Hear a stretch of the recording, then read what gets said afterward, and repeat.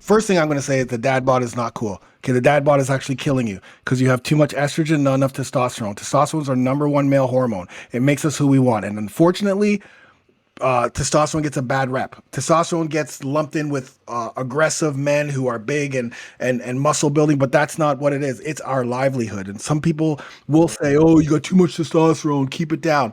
Don't listen to those people. Testosterone is what we need to stay alive. It's our muscle. It's our energy. It's our libido. It's our.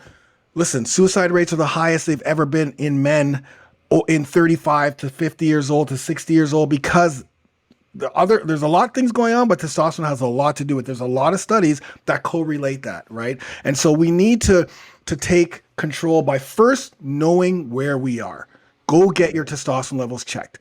You can use home kits, let's get checked or whatever. You go to your doctor, get a full, blood. And most doctors won't automatically give you a testosterone test. You have to ask for it because I have guys who go and like, yeah, I went to get my physical, but I didn't get my testosterone. It's like, yeah, you have to actually ask for it. And they'll even try to push back by saying, well, why do you want testosterone? Do you have problems in bed? Like that's the first thing they say. And again, no disrespect to the doctors. A lot of them are just regular family doctors that have all kinds of other things going on. Testosterone is not their number one thing. So you just have to ask, I want my testosterone levels checked. I want that checked right now. So once you know where you're at, then there's certain steps that you can start to take. Number one, first and foremost, is sleep, right? You got to get that 7 to 9 hours sleep. That's something you can do right away. That's something you can literally start to address right away, whether it's changing your sleep environment, whether it's, taking some ingredients that'll help you sleep, whatever it is, focus on sleep because testosterone gets produced in the morning. It gets produced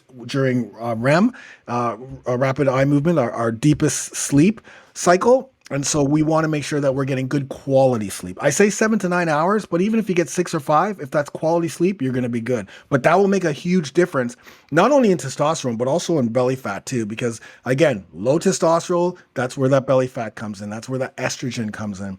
We need a little bit of estrogen, but estrogen is a female hormone. So it's good for our sex, but too much estrogen gives us the man boobs, gives us the belly fat. It's not cool to have that dad bod. I keep saying that because the narrative is that it is cool to have the dad bod. Okay, so that's number one.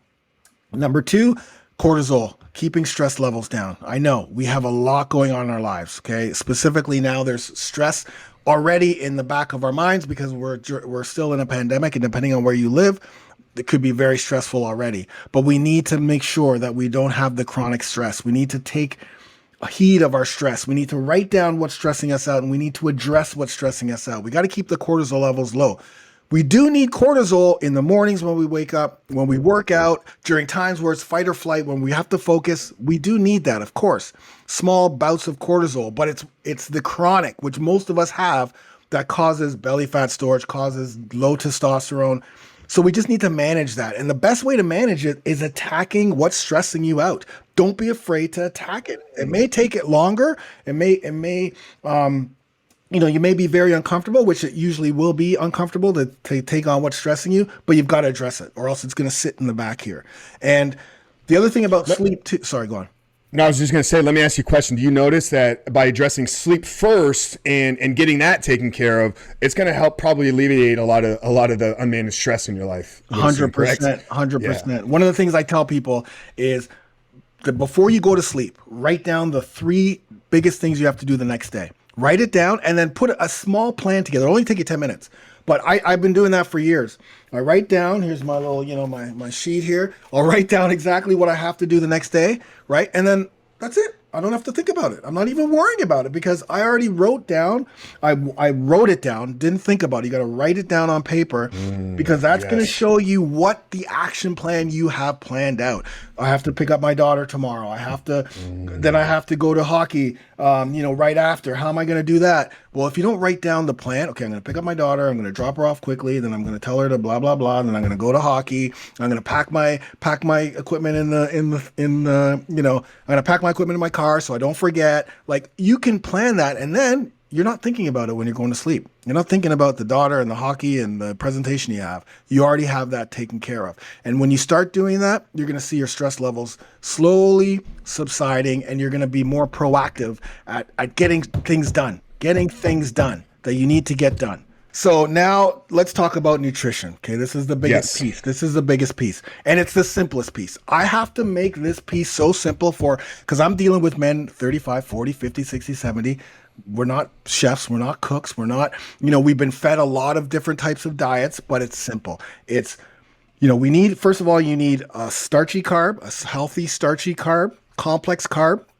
That's going to feed your thyroid, which is going to burn fat, plus some of the micronutrients in the in the carbs that you're going to be eating will help with testosterone, magnesium, boron, etc. Now, so you need a source every time you eat, 3 times a day. You need to look at your plate and go, okay, there's my source of starchy complex carb. Number 1. Number 2, cholesterol. So you need a healthy fat. Why? Because cholesterol is the precursor to testosterone production. So starts here in the hypothalamus, goes all the way down, luteinizing hormone, et cetera, all the way to the testes. Once we get to the testes goes, all right, where's my cortisol? Where is it? And if there's no cortisol from your healthy fats that you're taking in on a daily basis, then there's no testosterone production. You need a healthy source of healthy fats every time you eat. That's number 2. Number 3, protein.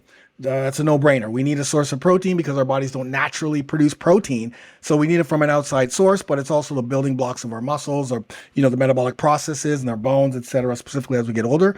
And then fruits or vegetables. Every single time you need those micronutrients. It's actually the micronutrients that are more important than the macros, but the macros that you have, the starchy complex carb, right? I know that vegetables and fruits and starchy carbs are the same thing, but not today. Not in our testosterone diet. We split it up. We've got grains or, so healthy complex carbs, protein, cholesterol, and then fruits and vegetables. That's all. That's it. We don't count calories.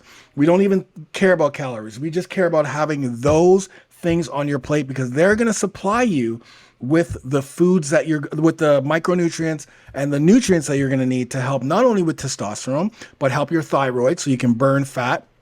They'll keep cortisol levels down, estrogen levels down. You also got to stay away from estrogenic foods like soy and beer and alcohol and a lot of those things. I always tell people to stay away from alcohol until you reach your goal because alcohol is very estrogenic, right? Milk, you want to stay away from milk. It's got a lot of prolactin in there. Prolactin will turn into estrogen, which you don't want, right? The estrogen kills testosterone.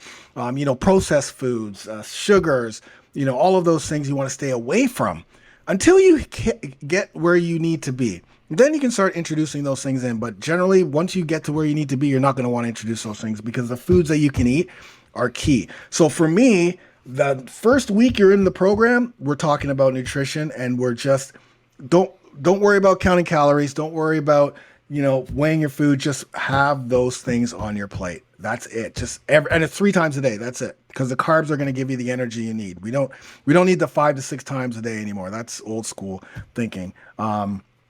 But that's it. That's our testosterone diet right there.